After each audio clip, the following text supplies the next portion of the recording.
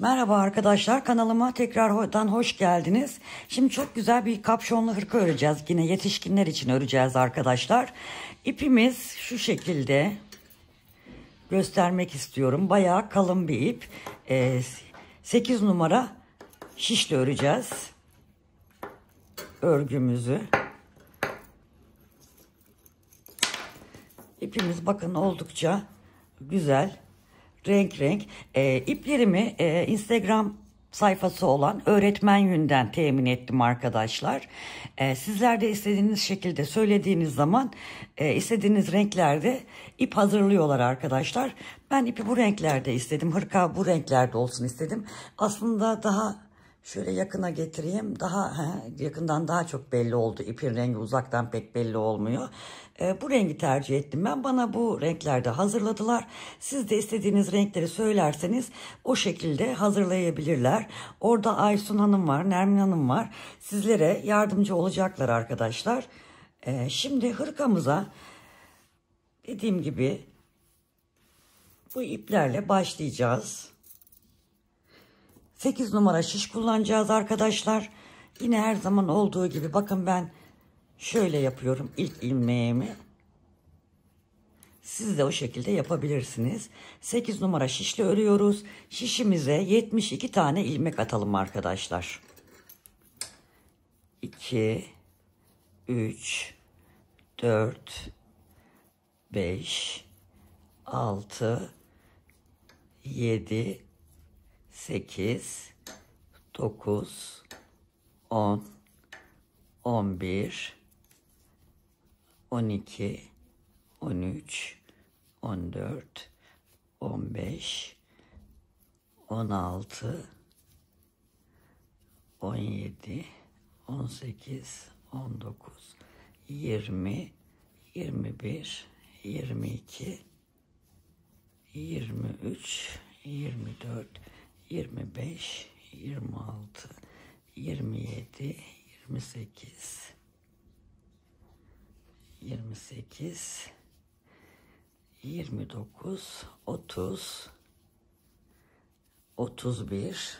Şişimize 72 tane ilmek attık arkadaşlar. Şimdi ne yapacağız? Önde düz, arkada ters öreceğiz. Zaten örgümüz tamamen düz örgüden oluşacak. Yani önde düz, arkada ters olarak öreceğiz arkadaşlar. Normalde ilk ilmeği örmüyorum ama burada ilk başlangıç olduğu için örüyorum arkadaşlar.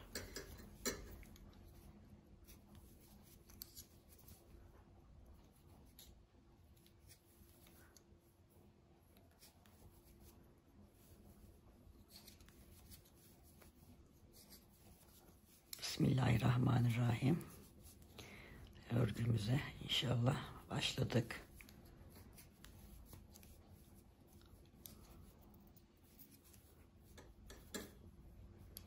Muhtemelen şişimi soracak olan arkadaşlar var. Çünkü şişlerimi çok soruyorlar. Şişlerimde Knit Pro arkadaşlar. Şeyden aldım. Knit Pro Türkiye sayfasından aldım. Almak isteyenler olursa oradan alabilir. Dediğim gibi 8 numarayla örüyorum. Şimdi böyle önde düz, arkada ters olacak şekilde 23-24 sıra demişim, santim olarak örelim. Bu şekilde önde düz, arkada ters olarak öreceğiz. Yani düz örgü oluşturacağız arkadaşlar. Şimdi videoyu uzatmayalım. Önde düz, arkada ters olarak 23-24 santim kadar örelim. Biraz bol bir hırka örüyoruz yine. Evet arkadaşlar. Ölçüsünü de hemen vereyim size ne kadar ördüğümü.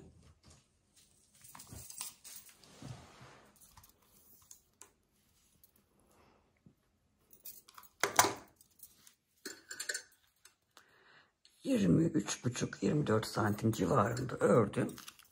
Şimdi omuzları ve yakayı keseceğiz.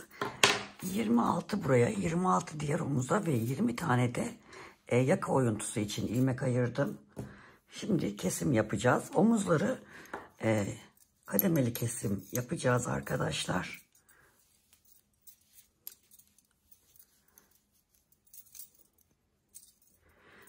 Onun için önce buradaki ipler çok katlı olduğu için dikkatli örmek gerekiyor. 3 yani işaretleyeceği kadar örelim.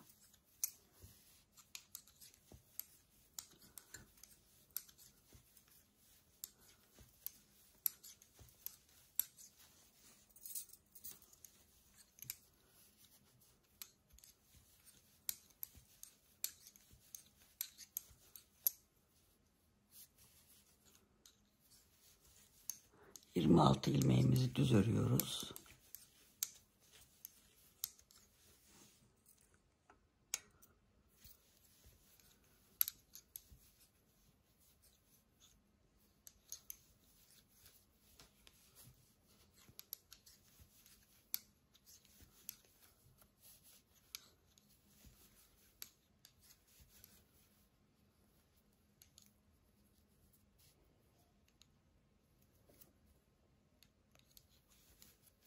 ...26 tane ilmeğimizi ördük. Şimdi ortadaki 20 ilmeği keseceğiz arkadaşlar. Onun içinde ilk bir taneyi örüyorum. Yanındakini örüyorum. İlk ördüğümü onun üzerinden geçiriyorum. Örerek kesme yapıyoruz. Örüyorum. Üstünden geçiriyorum. Örüyorum.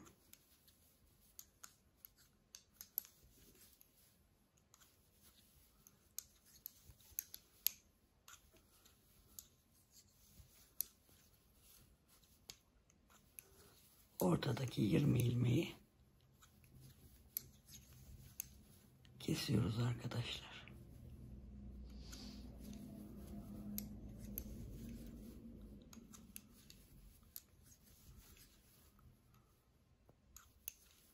Ense oyuntusu için.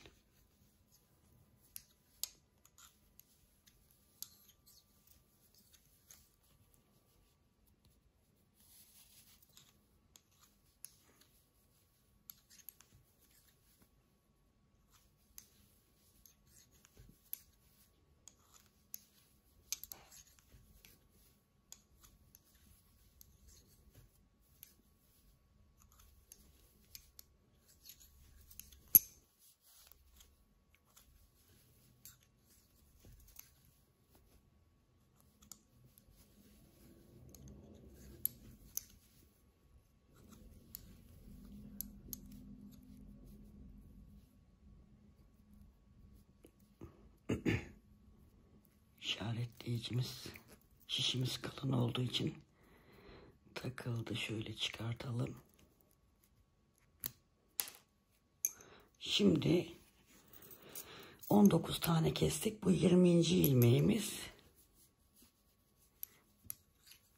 Bunu da burada bir tane daha kesince burada 26 ilmeğimiz kaldı arkadaşlar.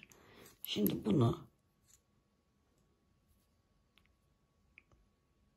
şuradan ilmek alalım. Şunun ikisini bir örelim, ayrık olmasın diye.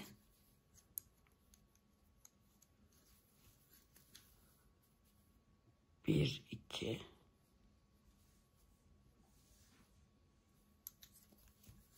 Üç. Yani sıra sonuna kadar örelim. Epeydir bu kadar kalın şişle örmemiştim.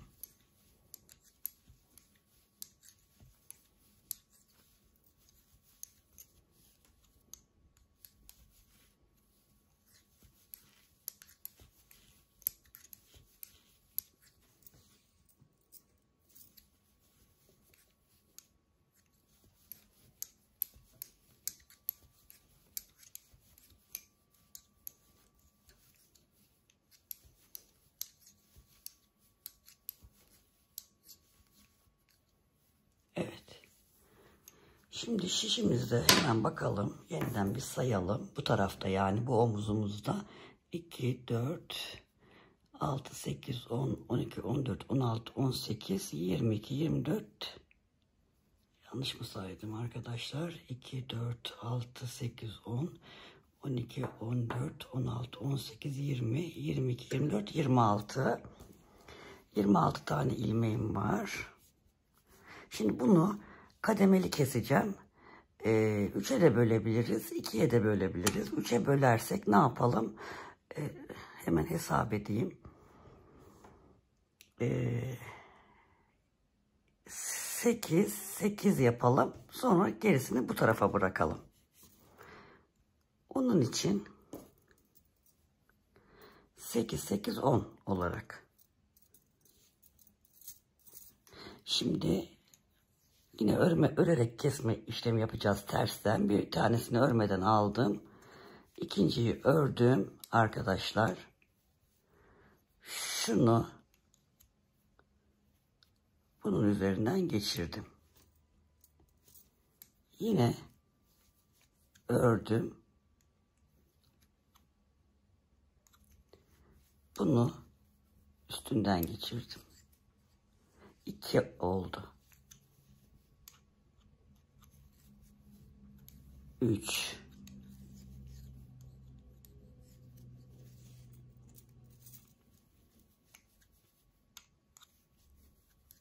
4.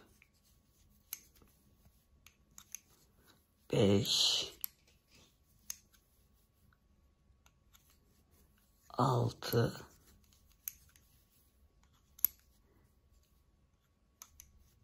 7 ve 8.'yi kestim. Şimdi örüyorum sıra sonuna kadar.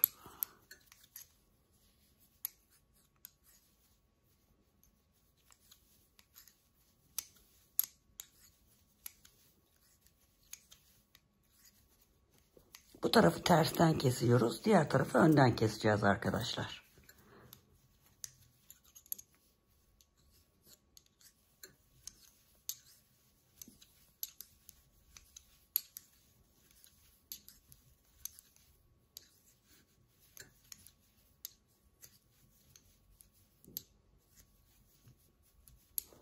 Şimdi dönüyorum.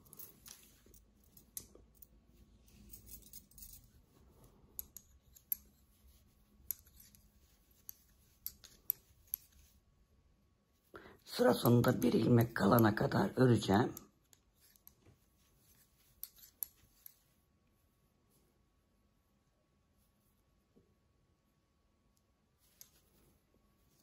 İpe çok dikkat etmek gerekiyor.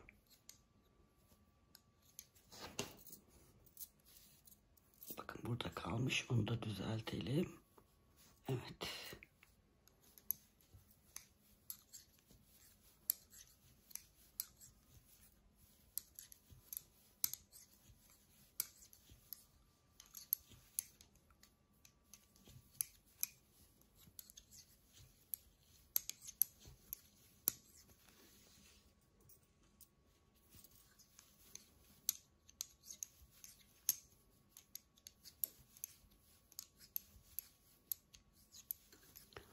Sıra sonunda bir ilmek kaldı arkadaşlar. Onu örmeden şişimi alıyorum. Dönüyorum.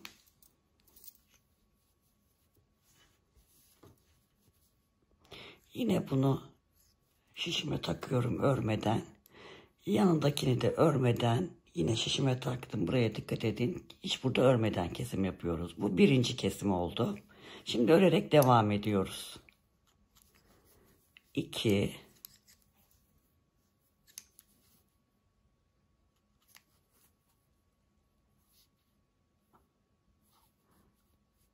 Yine ilmeğimiz ipimiz ayrıldı.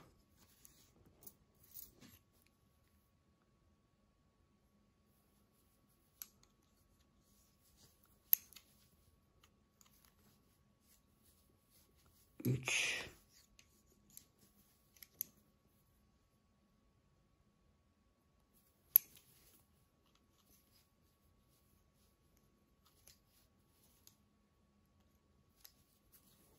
4 5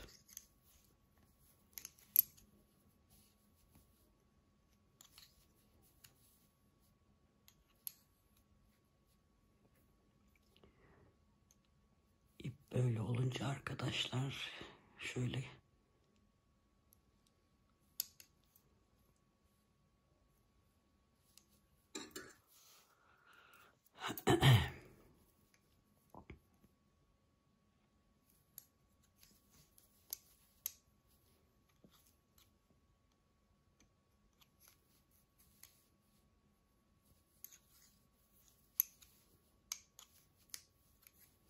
on tane kalacak. Bakalım.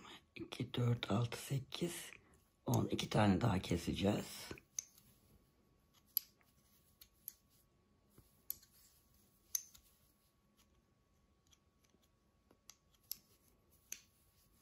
Evet.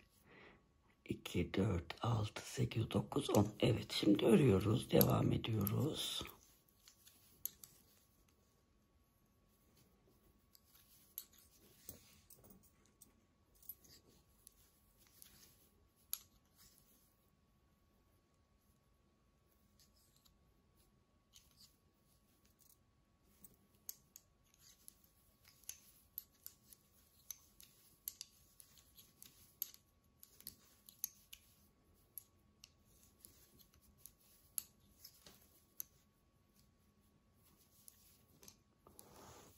Döndük arkadaşlar. Yine bir ilmek kalana kadar örelim.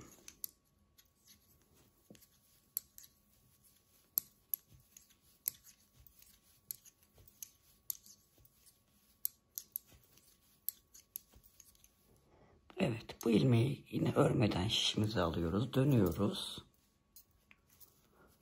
Yine örmeden şişimizi alıyoruz. Yanındakini de örmeden şişimizi alıyoruz. Bu ilk ilmeği bunun üzerinden geçiriyoruz. Yine örerek bütün ilmeklerimizi örerek keserek kapatıyoruz.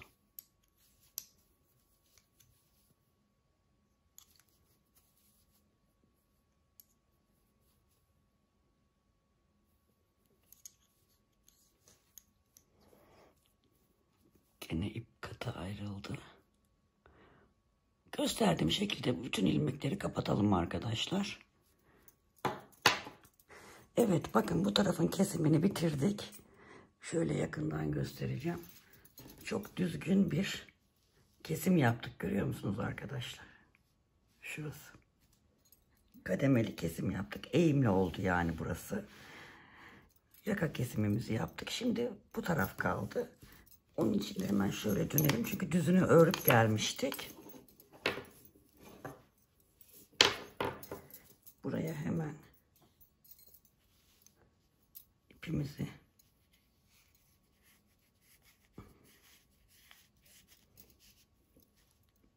takalım.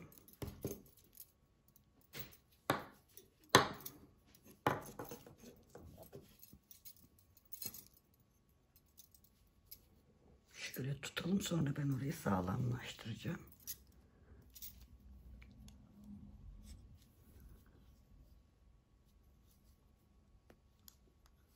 Ters örüyoruz.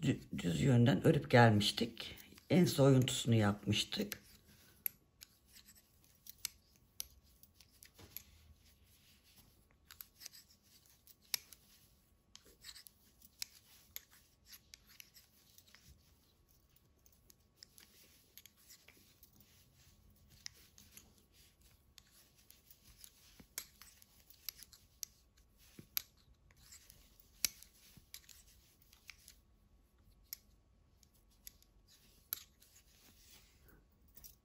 İplere de çok dikkat ediyorum.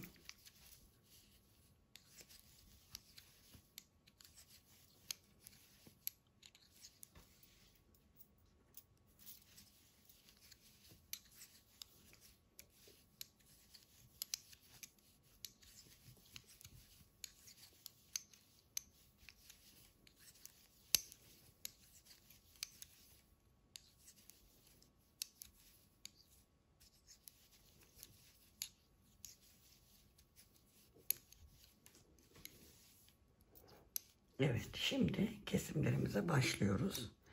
Bu tarafı önden kesim yapacağız. Diğer tarafı arka taraftan kesim yapmıştık. Şimdi ilk ilmeği ben örmeden alıyorum. İkinciyi örüyorum. Bunu ördüğümün üstünden geçiriyorum. 1 2 3 4 5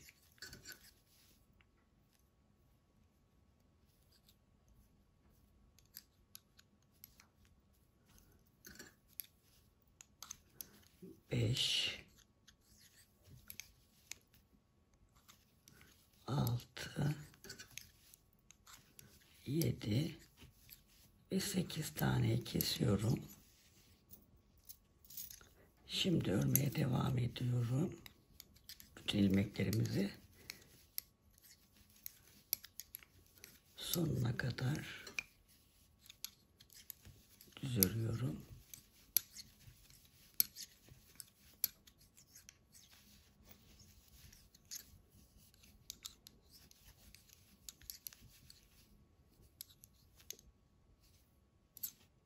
Evet, yine ipimiz ayrılmış. Şurada hemen bollaşınca anlıyorum zaten.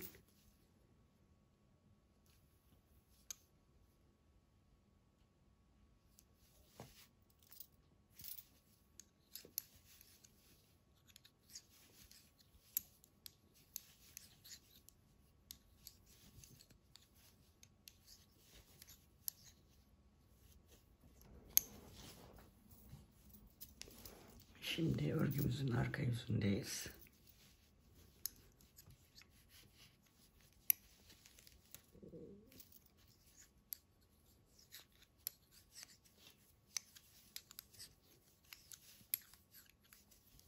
Sondan bir ilmek kalana kadar örüyoruz.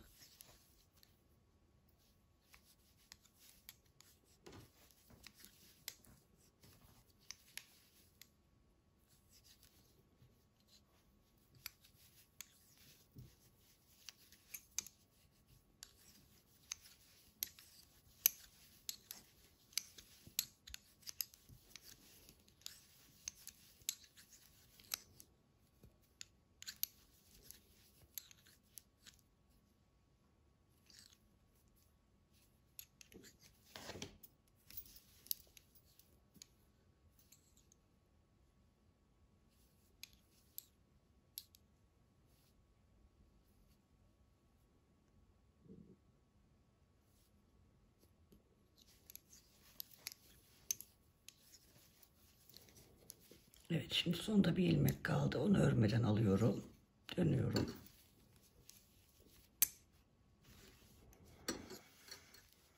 Yine örmeden alıyorum.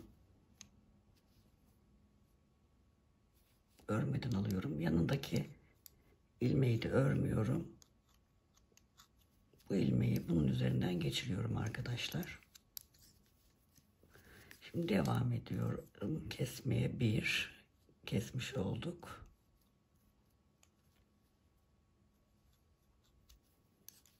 2 3 4 Şurada da ipimiz kalmış. Onu da düzeltelim. Baştan yapalım arkadaşlar. Çok katlı iplerde dediğim gibi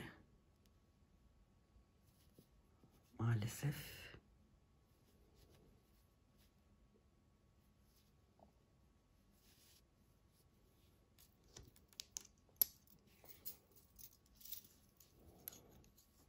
şimdi bu bizim örmeden aldığımız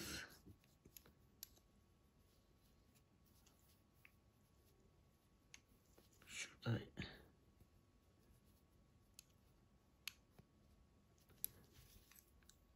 iki ilmek sökülmüş, onu bir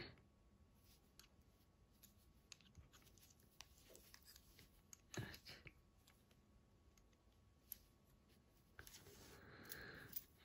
Şimdi bu örmeden aldığımız, bu da ördüğümüzdü arkadan gelen, bunu kestik. 1 2 3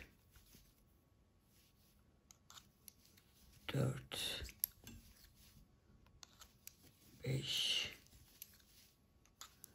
6 7 ve 8 taneyi kestik. Kalan 10 ilmeği örüyoruz.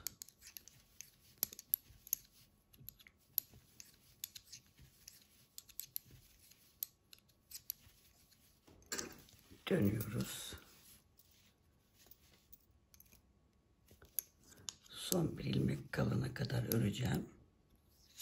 1 2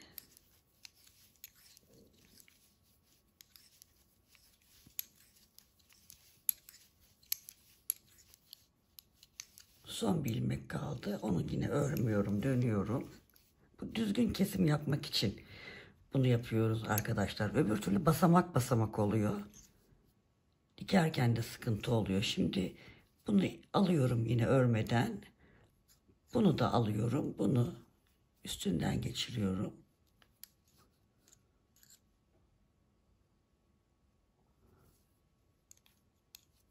Gerçekten kalın şişle örmeyi unutmuşum.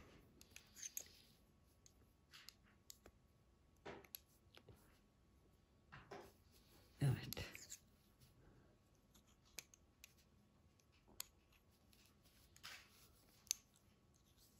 Kalan ilmeklerimizi de yine örerek kesiyoruz.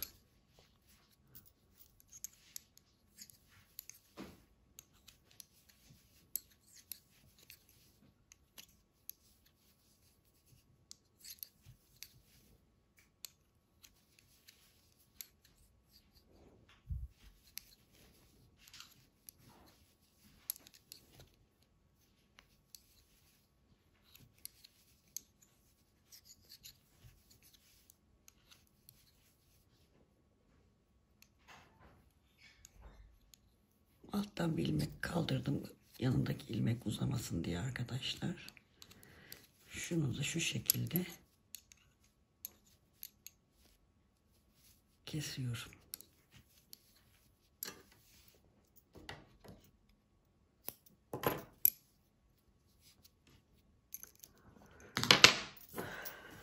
Şöyle bir bakalım.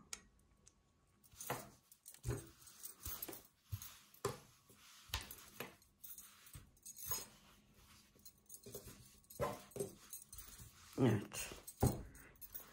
Hırkamızın arka üst kısmını örmüş olduk. Şurası yaka oyuntumuz. Her iki omuzu da kademeli olarak kestik düzgün bir şekilde. Basamak gibi olmadı yani. Böyle kalın iple basamak gibi olunca dikmek de zor oluyor arkadaşlar.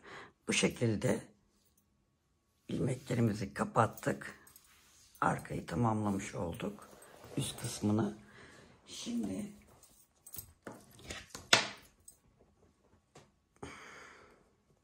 hemen arka alt kısımlarına başlayalım.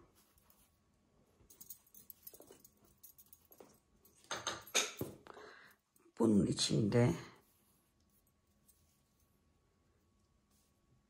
32 ilmek şişimize atacağız.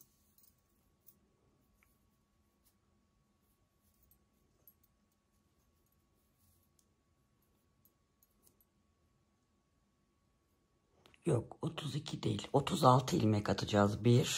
72'nin yarısı 36 ilmek atacağız arkadaşlar. 1 2 3 4 5 6 7 8 9 10 11 12 13 14 15 16 17 18 19 20 21 22 23 24 25 26, 27, 28, 29, 30.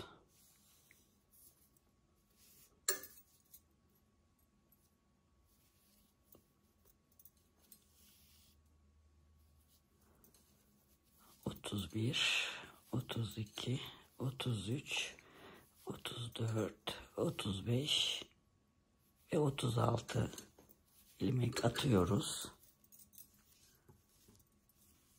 şişimize.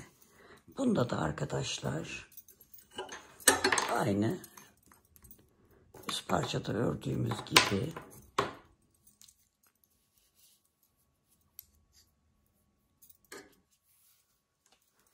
önde düz,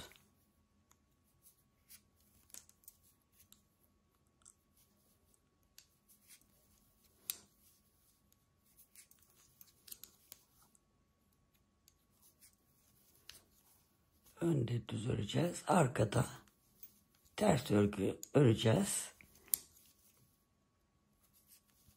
Bu şekilde örelim. Düz örgü öreceğiz yani. Önde düz, arkada ters demem. Düz örgü öreceğiz. Bunu da istediğimiz uzunluğa gelene kadar örelim. Ben öreyim. Size ne kadar ördüğümü söyleyeceğim arkadaşlar.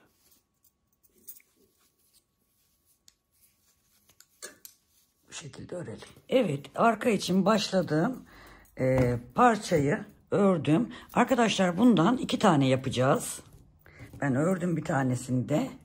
İkisi de aynı uzunluğa gelinceye kadar öreceğim. Bu sizin istediğiniz uzunlukta olacak arkadaşlar. Hırkayı ne kadar uzun istiyorsanız şurayı da göstereyim, biraz küçülteyim. Bu da bizim ilk ördüğümüz parçamız vardı ya, üst. Evet, bu da üst parçamız. Yani şuradan, şu omuzdan, şuradan burası hırkamızın uzunluğu olacak arkadaşlar. Ne kadar uzun istiyorsanız siz o kadar uzunlukta örersiniz. Ama ben gene de size santim vereceğim bunu ne kadar ördüğüme dair. Şuradan bakarsak şöyle 70 santim örmüşüm arkadaşlar. 70 santim. Sıra olarak baktığınızda şu arkadakileri, haroşaları yine sayarsak 98 sıra örmüşüm. Şimdi keseceğiz bunu. Kesim işini zaten biliyorsunuz ama yine de göstermek istedim. Birkaç tane de olsa örerek keselim. Bir tane örmeden aldım. İkinciyi ördüm. Diğerini üstünden geçirdim. Yine bir tane örüyorum. Üstünden geçiriyorum. Örüyorum. Bu şekilde arkadaşlar. Omuzda aslında göstermiştim ama yine de göstermek istedim. Tamamlayalım o zaman hep birlikte. Zaten az ilmek var.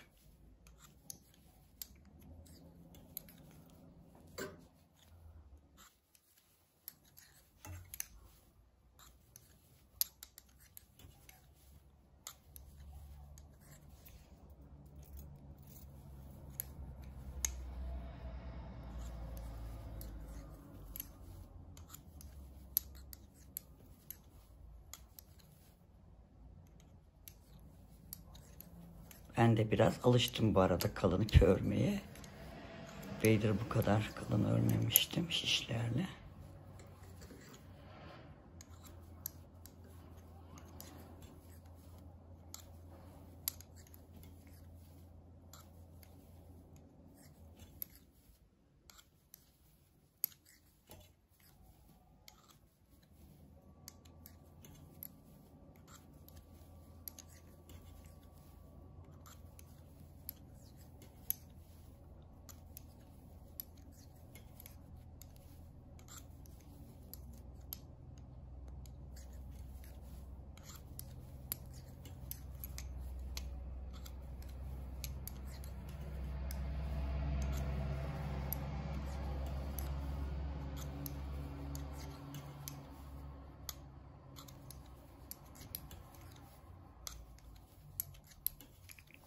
parçayla birlikte arka için örmemiz gereken parçaları örmüş oluyoruz. Yani arkayı tamamlamış oluyoruz.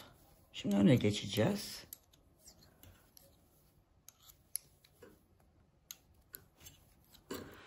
Şöyle hemen şuradan bir makas alayım. Bir saniye bekletiyorum sizi.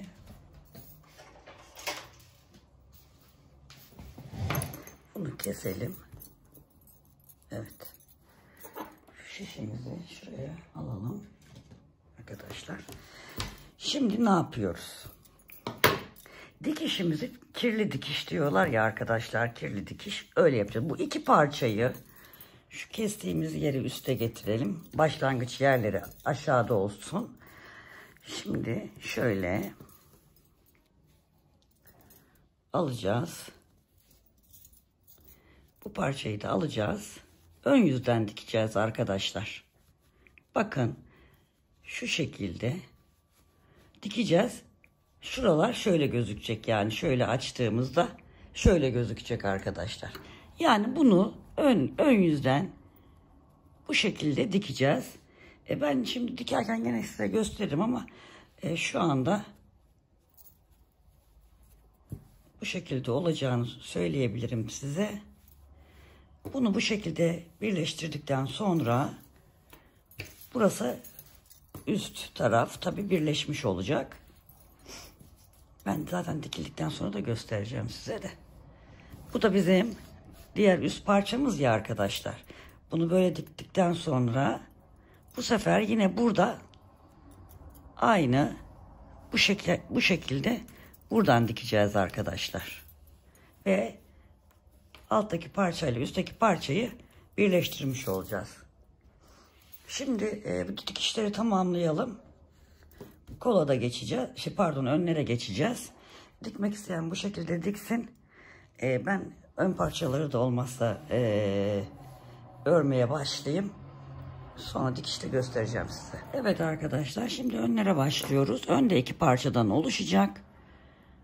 Yani 4 parçadan oluşmuş olacak ön. Bir tane önü hemen. Yani bu yaptığımızdan 2 tane yapacağız arkadaşlar.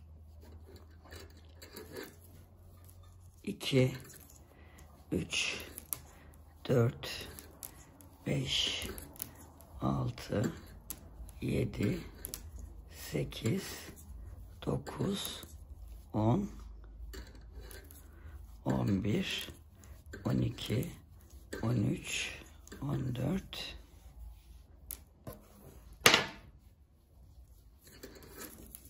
15, 16, 17, 18, 19, 20, 21, 22, 23, 24, 25, 26. 26 ilmekle ne kadar öreceğiz? Hemen onu söylüyorum. Şimdi daha sağlıklı birleştirdikten sonra ölçersiniz ama şimdi bunu dikeceğiz ya arkadaşlar. Bunun birleşmiş hali. Yani şöyle biraz küçülteyim. Ekrana hepsi sığmıyor.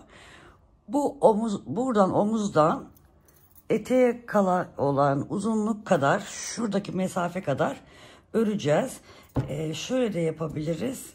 Gerçi bunları dıştan dikeceğiz. Bunu 98 sıra örmüştük. Bunu kaç sıra örmüştük? Bitişi kaç olmuştu arkadaşlar? Şuraya bakalım.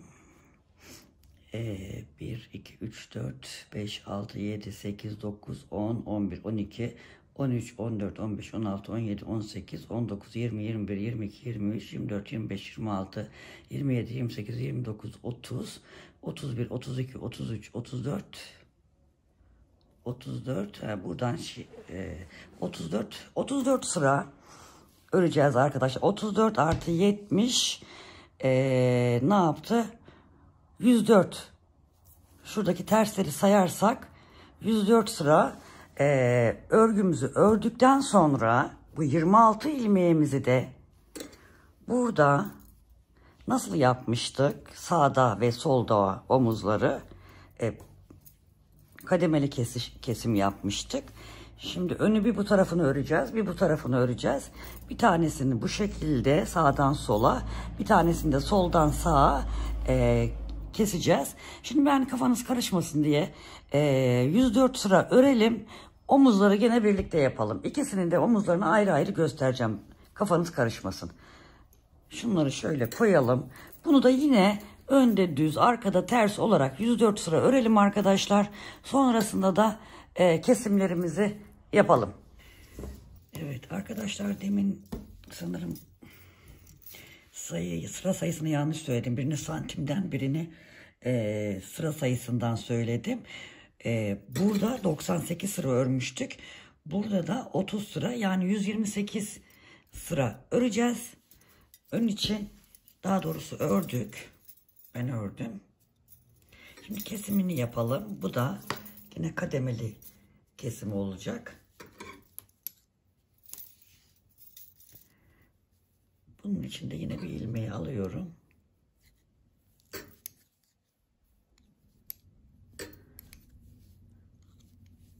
Bir,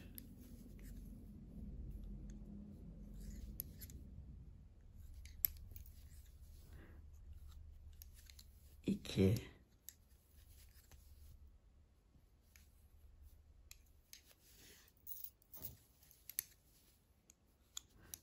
üç, 4, 5, 6, 7 ve 8 tane kesiyoruz. Örmeye devam ediyoruz. Omuzda yapmıştık zaten. Arkada yapmıştık. Göstermiştim. Aynısı. Diğer tarafı göstermeyeceğim zaten. O da aynısı olacak. Bir ön parça daha öreceğiz ya. Diğer taraftan kesim yapacağız. Bu sefer tersten kesim yapacağız. Onu arka parçanın üst kısmını örerken göstermiştim. Tereddüt ederseniz oraya geri dönüp bakabilirsiniz.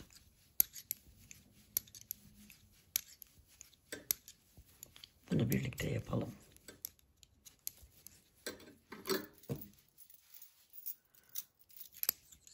Arkada da ters örüyoruz.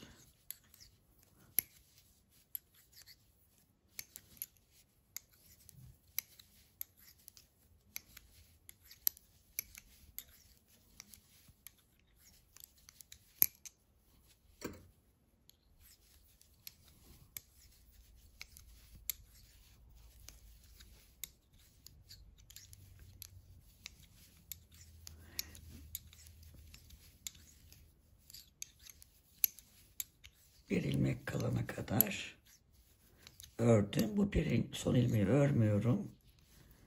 Dönüyoruz arkadaşlar. Burada yine bu ilmeği örmeden alıyoruz. Yanındakini de örmeden şişimize takıyoruz. Bunu üstünden geçiriyoruz. Bir tane kestik. 2, 3, 4, 5, 6, 7 ve 8.'yi de kesiyoruz. Örmeye devam ediyoruz.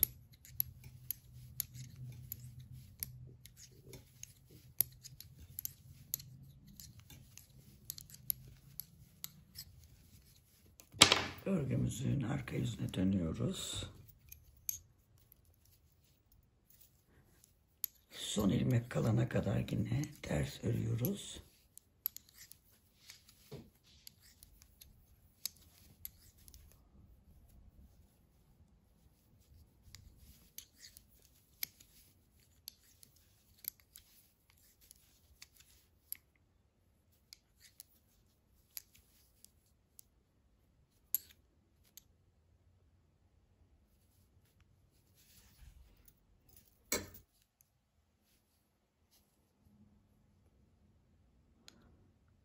Şurada ilmek çıkmış arkadaşlar.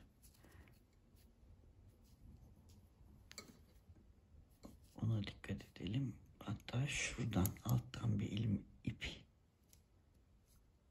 gelmiş. Onun için bollaşmış.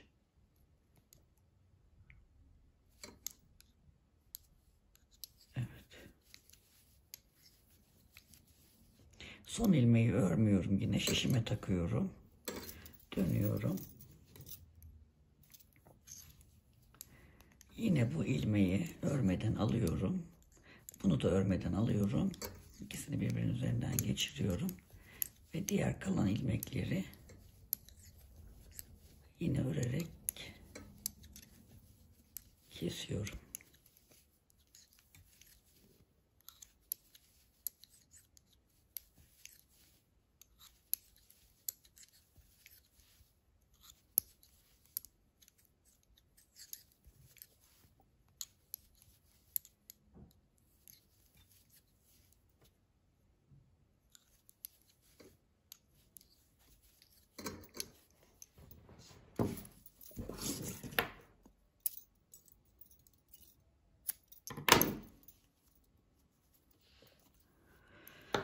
Evet, önün bir tanesini bitirmiş olduk. Bu hırkamızın şöyle kesimi de göstereyim. Şöyle bakın, güzel muntazam bir kesimimiz oldu. Bu bizim hırkamızın boy uzunluğu arkadaşlar. Aynı bu ön parçadan bir daha öreceğiz. Bu sefer diğerini de şurada arka omuzda yapmıştık. Şurada tersten keseceğiz arkadaşlar. Oraya bakabilirsiniz. Diğerinde 26 ilmek başlayalım. Bu sefer bu arkadan kesimlere başlayacağız. Aynı şekilde 8, 8, 10 diye. Onu da örelim. Şuraya dikişe başlarken aslında göstermek istiyorum. Yakınımda iğne var mı? Neyse ben onu öreyim. Tekrar size kesip dikmeyi ucundan göstereceğim. Evet arkadaşlar, ön parçaları da bitirdik. Şimdi bir dikiş göstermek istiyorum size. Burası arka için ördüğümüz 2 parça vardı ya arkadaşlar. Bu 2 parça. Şimdi onu dikeceğiz. Ortadan 2'ye dikeceğiz.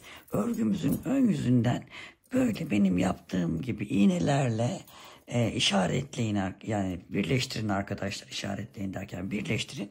Örgüyü güzel dikişimiz kaymasın diye örgümüze. Bunu hemen aynı buradan dıştan dikeceğiz. Yani farklı bir şey yok. Örgüyü her zaman içten dikiyoruz ya arkadaşlar. Bunu da dıştan dikeceğiz.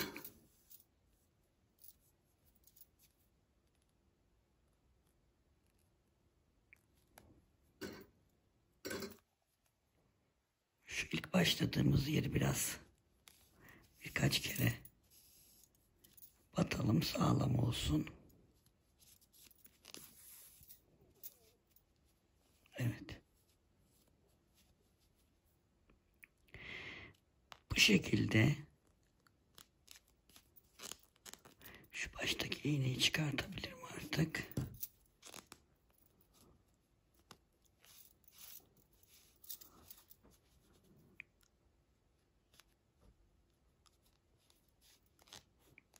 Pardon, gözükmemiş kamerada arkadaşlar, özür dilerim. Burayı baştan sağlamla, yani birkaç kere gidip geldikten sonra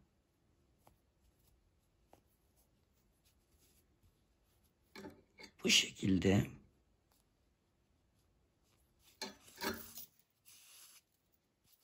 iğne ardı olarak dikeceğiz. Yani arka tarafta da belli olmayacak çünkü ördüğüm aynı renklerde diktiğimiz için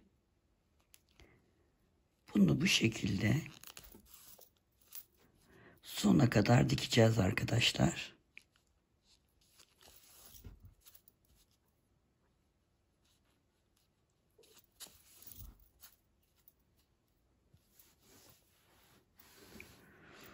Biraz küçülteyim. Görmenizi istediğim için o şekilde yaklaştırdım ama o zaman da örgü gözükmüyor.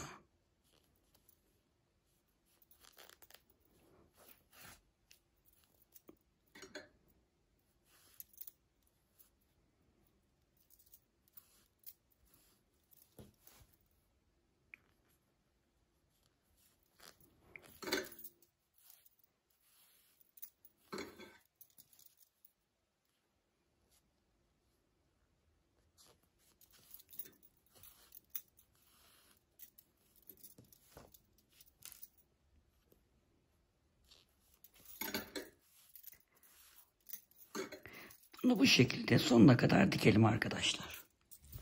Evet arkadaşlar, burayı birleştirdik. Burası ön yüzü gördüğünüz gibi. Şimdi ne yapacağız? Şimdi şuydu. Arka parçamız vardı ya, üstü ördüğümüz parçamız. Onu da yine aynı bunun gibi dikeceğiz arkadaşlar buraya. Düzden dikeceğiz.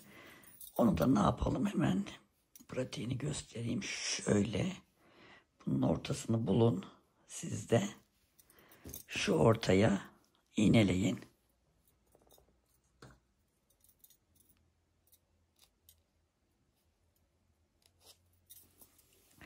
Sonra şu ucu iğneleyin.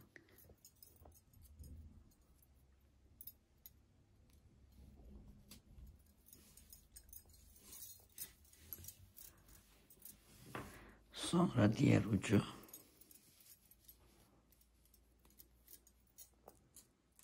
Aynı demin gösterdiğim şekilde bunu da dikeceğiz.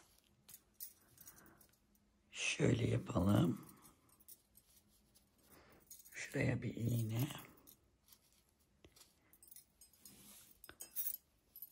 Şuraya da bir iğne takalım.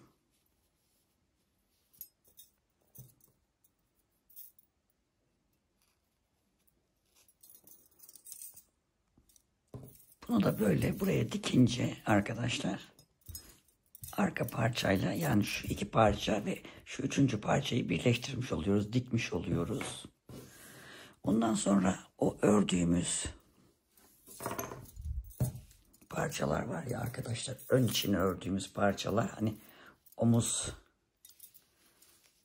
için aynı kestiğimiz parçalar. Bunu dikeceğiz. Bu tarafın olacak.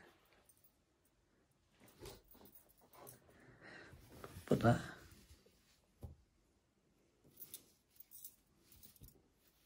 bu tarafın olacak. Bunları normal dikeceğiz. Tersinden dikeceğiz. Yani şu arkada ve arkaları dikerken şu dış şeyi vermiştik ya, onu oraya vermeyeceğiz. Bunları normal tersten buradan böyle tersten bu şekilde dikeceğiz arkadaşlar. Ne kadar dikeceğiz? Kol kadar kol altına kadar dikeceğiz. Ben kolları ördüm. Kolları 50 ilmek başlayın arkadaşlar. Kol uzunluğunuz kadar örün. Ben ne kadar ördüğümü de size söyleyeyim yine de. Santim olarak 45 santim ördüm. Şu arkadaki tersleri sayarsak 66 sıra ördüm arkadaşlar. Bu da şöyle göstereyim. Burası bizim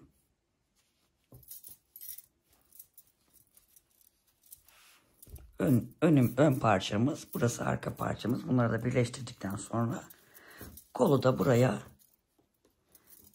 dikeceğiz arkadaşlar. Kolu bu şekilde dikeceğiz. Yani arkayı gösterdiğim şekilde dikeceğiz kolu. Bu şeyler önde olacak arkadaşlar.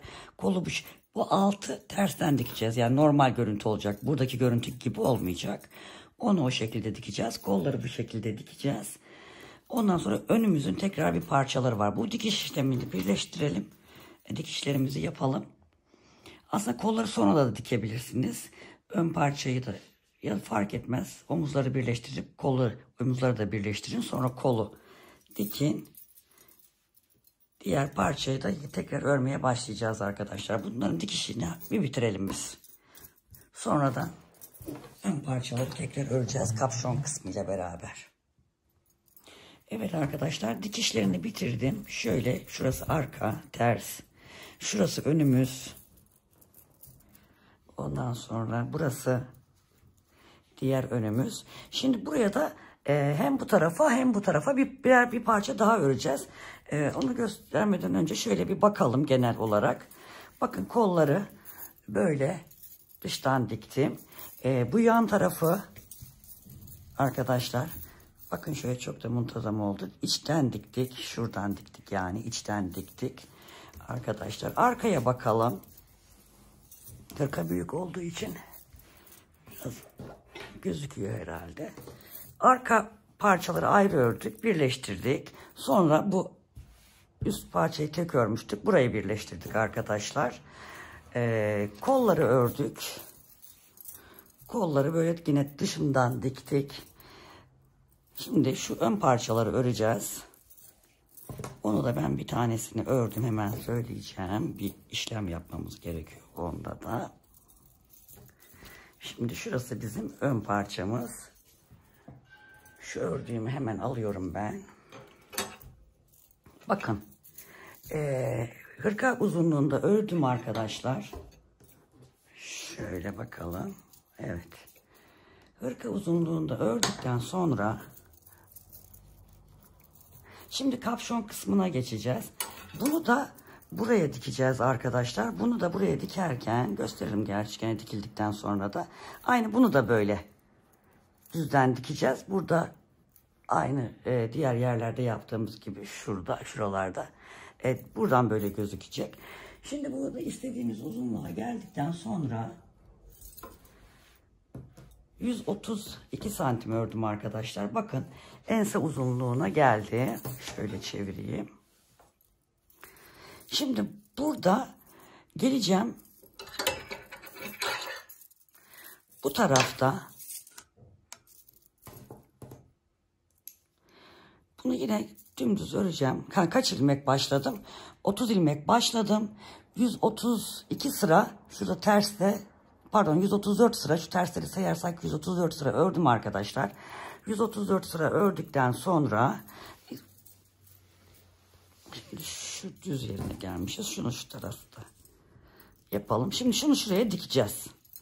Bu tarafınki olsun bu. Buraya dikeceğiz. Bunun içinde, kapşon içinde şuraya hemen 30 ilmekte ön yüzde 134 sıra ördükten sonra 1, 2, 3, 4, 5, 6, 7, 8, 9, 10. Ne oldu? 40 tane ilmeğimiz oldu arkadaşlar. Şimdi 40 tane ilmeği 30 santim olarak böyle komple örelim. Dikim kısmını göstereceğim, kafanız karışmasın. Şimdi bunu 30 vardı, 10 tane ekledik, 40 ilmeği 30 santim kapşon uzunluğumuz kadar örelim. Sonra diğer tarafı da yine aynı uzunlukta öreceğiz. Bu sefer de buradan ters artırma yapacağız arkadaşlar. Şimdi burada 10 ilmeği soldan verdik, ekledik. Diğer parçaya da bu taraftan ekleyeceğiz 10 tane ilmeği. Onu da yine 40 tane ilmeğe getirip kapşon uzunluğunda öreceğiz. Şimdi ben öreyim, tekrar zaten göstereceğim size, tereddüt etmeyin. Evet arkadaşlar, ön parçaları da bitirdim. Göstermiştim size, 10 tane ilmek attık. 30 ilmeğimiz 40 ilmeğe çıktı. Bu 40 ilmeği de kaç santim ördük? 40 santim olması lazım. Şimdi bakalım. Evet, 40 santim ördük. Sıra olarak sayarsak, yanlış hatırlamıyorsam 60 sıraydı. 60 sıra ördük. Ondan sonra şimdi şu bizim esas hırkamızı alalım şöyle. Nasıl birleştireceğinizi hemen göstereyim.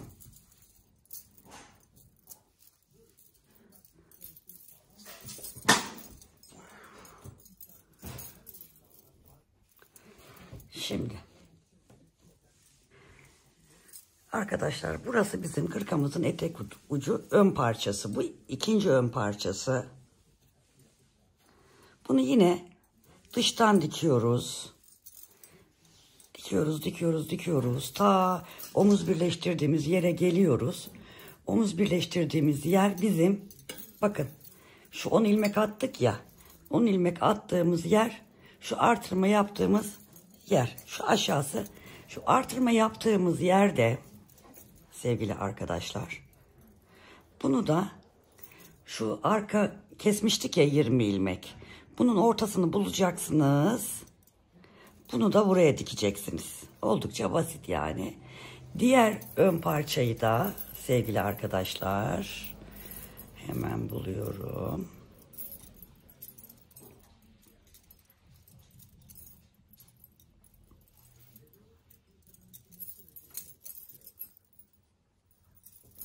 diye bulamadım şimdi şeyini. Diğer ön parçayı da buradan aşağıya doğru dikiyorsunuz. Sonra kapşonumuzun bir parçası. Diğeri de diğer yarısı olacak. Onu da buradan doğru dikiyoruz. Şu kapşon kısmını böyle dikmiş oluyoruz arkadaşlar. Ben dikişi bitince tekrar size göstereceğim. Kolay yani. Şurada ön parçadan başlıyoruz. Alttan dikmeye geliyoruz. Şu onu artırdığımız yer buraya. Bunun yarısında yaka ortaya dikiyoruz. Burası arka, yaka ortaya dikiyoruz. Diğerini de bu tarafa dikiyoruz. Ve hırkamızı hemen hemen büyük bölümünü tamamlamış olacağız arkadaşlar. Sonra bir diğer çalışmamız var. Cebi de kaç ilmek başlayacağımızı söyleyeceğim. O da yine düz örgü olacak. Bu ön parçayı dikeceğiz arkadaşlar. Şimdi bunun dikişini de tamamlayayım ben. Bitmişini tekrar size göstereceğim. Evet arkadaşlar, hırkamız bitti. En son sanırım şu dikişleri, ön parçaları diktik. Burada şurada ördüğümüz 40 santim 40 ilmekle ördüğümüz ilmeği 40 santim ördük ilmekleri. Burada arkada dikişini yaptım arkadaşlar. Yarıya kadar, yarısında diğer parçanın, bu gelen ön parçanın kapşon kısmı. Bu da diğer ön parçanın kapşon kısmı oldu. Hırkamız artık hırka mı denilebilir, kaban mı denilebilir. Vallahi ben de adının ne olacağını söyleyemiyorum. Oldukça kalın bir hırka oldu. Hırkamıza toplam 1 kilo 250 gram civarında ip gitti arkadaşlar. İpi dediğim gibi öğretmen yün evinden temin edebilirsiniz. İstediğiniz renklerde sararak hazırlıyorlar. Kapşonumuz bu şekilde bir kapşonumuz oldu. Zaten üstüme giyilmiş halinde size göstereceğim. Şimdi cepleri yaptık. Cepleri 25 ilmek başladım arkadaşlar. 25 ilmeği 28 sıra ördükten sonra kestim. Şurada kenarlara diktim. Şöyle cebimiz. Cep böyle. Şimdi hepsi kameraya sığmadığı için gösteremiyorum ama çok güzel oldu. Üstünde göreceksiniz zaten. Videonun başına koyacağım üstünde görülmüş bitmiş şekliyle. Bir videonun daha sonuna geldik arkadaşlar. Bu arada kanalıma abone olmayı unutmayın. Beğeni ve yorumlarınızı bekliyorum bu hırka ile alakalı olarak. Bir sonraki videoda görüşmek üzere. Sevgiyle kalın. Hoşça kalın arkadaşlar.